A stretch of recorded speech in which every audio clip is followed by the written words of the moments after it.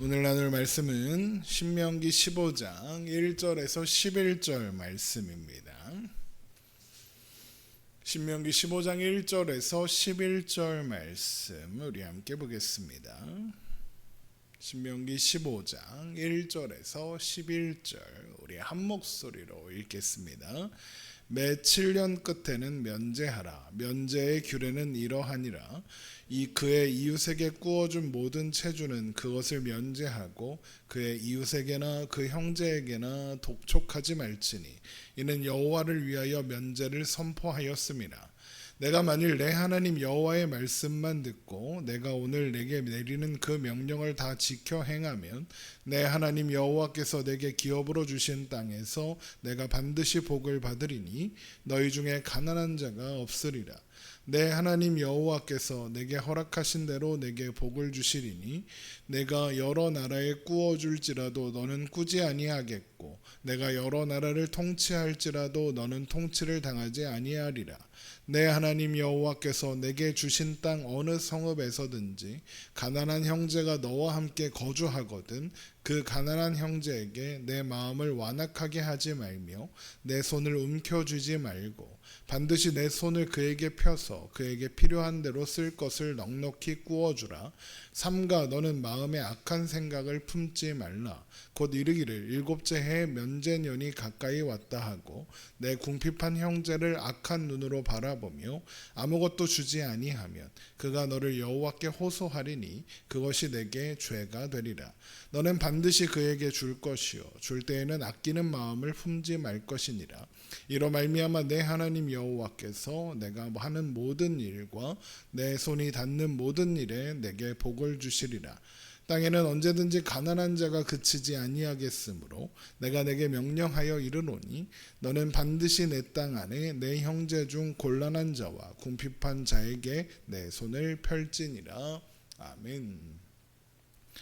계속 말씀드리고 있는 것처럼 신명기는 모세가 이제 곧 가나안에 입성하게 될 이스라엘 백성들에게 그들이 가나안에서 행복하게 잘 살아갈 수 있는 방법을 당부하기 위해서 기록된 책이다라고 했습니다.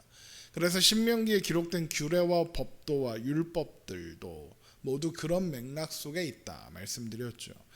신명기 14장에 기록된 음식의 규례와 11조에 이어서 나오는 오늘 규례는 면제의 규례로 이것은 안식년의 채무를 면제해주는 규례를 가리킵니다.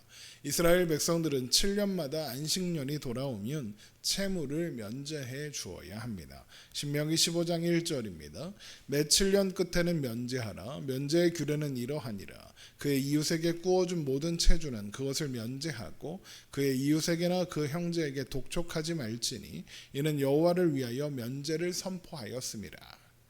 하나님이 이런 규례를 명하시는 이유는 그들이 모두 하나님께서 종되었던 자리에서 구원하신 사람들이기 때문입니다. 그리고 하나님은 그 일을 값없이 행하셨죠.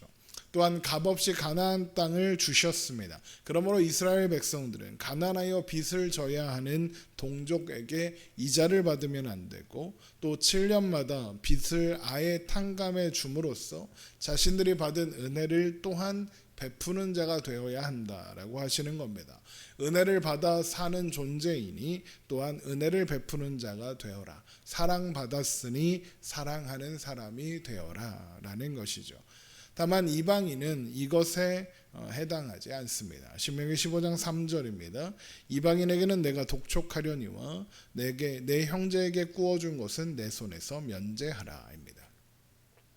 여기에서 이방인이라는 것은 과부와 고아들과 함께 사회적 약재로 취급되는 이방인 나그네와는 좀 다른데 그런 이유 말고 다른 이유로 예를 들어 상거래를 목적으로 이스라엘을 머무는 이방인을 가리키는 겁니다.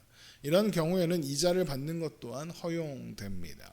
그들은 도움이 필요한 가난한 이들이 아니고 이스라엘 언약 공동체에 포함된 사람도 아니기 때문에 이 규례에서 예외가 되는 겁니다. 하지만 형제들 곧 언약 공동체 안에 있는 이웃들의 빚은 7년마다 면제해 주어야 하죠. 만약에 이스라엘 백성들이 7년 면제의 규례를 잘 지켜 행하면 이스라엘 중에는 가난한 사람이 없게 될 겁니다. 신명기 15장 4절입니다. 내가 만일 내 하나님 여호와의 말씀만 듣고 내가 오늘 내게 내리는 그 명령을 다 지켜 행하면 내 하나님 여호와께서 내게 기업으로 주신 땅에서 내가 반드시 복을 받으리니 너희 중에 가난한 자가 없으리라. 어떻게 가난한 자가 없게 될까요? 불가피한 상황으로 인해서 가난에 처하여 빚을 지더라도 이자를 내지 않아도 되고 또 7년마다 빚이 아예 면제되어 재기할 기회를 얻을 수 있기 때문입니다. 그런데 이 말씀을 보고 이런 생각이 떠오르더라고요. 하나님이 아예 가난을 없애주시면 되지 않는가, 이런 생각 말입니다. 실제로 신명기 15장 5절을 그런 의미로 해석하는 사람들도 있습니다. 하지만 신명기 15장 5절은 이스라엘 백성들이 7년 면제의 규례를 잘 지키면 가난한 자가 없게 된다, 이런 의미입니다. 그러면 하나님은 왜 직접 가난을 없애지 않으시고 이스라엘 백성들에게 이런 명령을 주시는 걸까요? 그 이유는 이 세상에 죄가 남아있는 한 가난이 사라질 수 없기 때문에 그렇습니다. 인간의 죄악과 불완전한 순종으로 말미암아 개별적인 가난은 계속해서 발생할 수밖에 없습니다. 타인의 악의적 탐욕에 의해서 빼앗기기도 하고 본인의 탐욕으로 인해 스스로 망하기도 하는 것이 세상이거든요. 그래서 신명기 15장 11절에 땅에는 언제나 언제든지 가난한 자가 그치지 않는다라고 하시는 겁니다. 그래서 이 땅에 완전한 하나님 나라가 완성되어 모든 죄가 사라지고 그 전까지는 가난은 계속될 수밖에 없고, 하나님은 이 일을 해결하지 않고 두시는 것은 가난을 없애는 것이 근본적인 해결책이 아니기 때문이다라는 거죠. 근본적인 해결책이 뭡니까? 예수님이 오셔서 모든 죄를 사하시고 또한 다시 오셔서 하나님 나라를 완성하시는 것뿐이니까요. 그러면 그때까지 이 세상에는 소망이 없느냐? 그렇지 않습니다. 하나님이 선택하신 하나님의 백성들이 있습니다. 그들이 하나님의 통치 가운데 하나님 나라를 살아가면 됩니다. 그들은 하나님의 은혜를 알아 하나님의 은혜로 살아가는 자들이죠. 그들은 가난한 자를 돌보고 그들의 빚을 면제함으로써 그들이 하나님 나라에 사는 존재라는 것을 드러낼 것이요, 그렇게 하나님 나라를 열방에 나타낼 것입니다.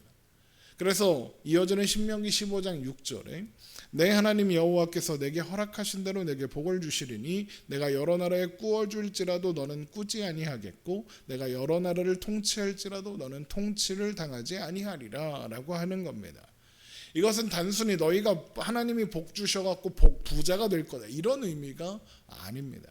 이 말씀은 하나님의 은혜로 살고 은혜를 나누는 백성들에게는 부족함이 없을 것이다 라는 의미이며, 부족함이 없으므로 열방에게도 베풀 수 있는 존재가 된다, 이런 의미인 겁니다. 그렇게 이스라엘은 하나님으로 인해 사는 하나님 나라의 풍성함을 열방 앞에 보여주는 존재가 된다 그러는 겁니다. 그래서 사도행전에 실제로 그 일이 하나님 나라의 축소판인 교회가 형성됐을 때 모든 사람들이 자신들의 재산을 팔고 가난한 자에게 나누어 줌으로써 가난한 자가 없게 되는 놀라운 역사가 일어나는 것을 모형으로 우리가 이미 보게 되는 겁니다. 그러므로 하나님께서 주신 땅 어디에서든지 가난한 형제를 돌보고 베풀며 그에게 필요한 대로 쓸 것을 넉넉히 부어준다라는 것은 내가 하나님께 속하여 하나님 나라에 사는 사람입니다라는 표시이고, 그것 자체로 이미 하나님 나라가 드러나는 방식이 되는 거죠.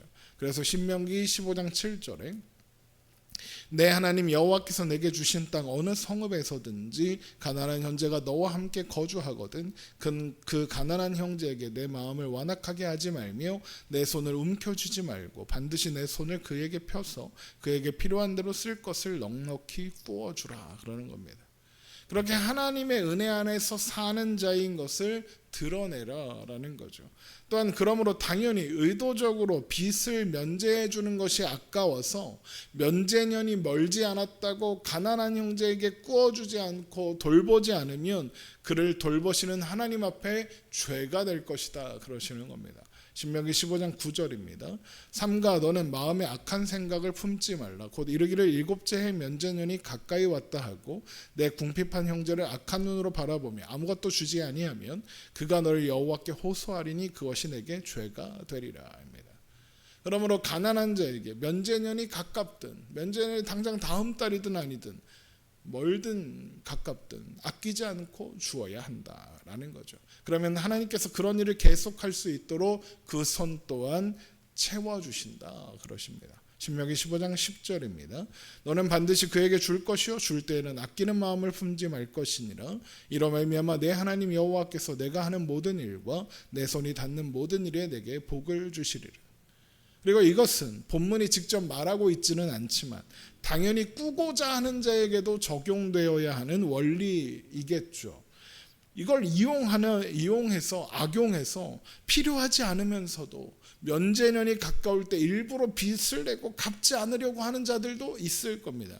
그런 행동은 하나님께서 이 규례를 세우신 목적과 원리와 맞지 않을 뿐더러 악의적인 마음으로 형제에게 경제적 피해를 입히는 행위이므로 하나님 앞에 죄가 되는 겁니다.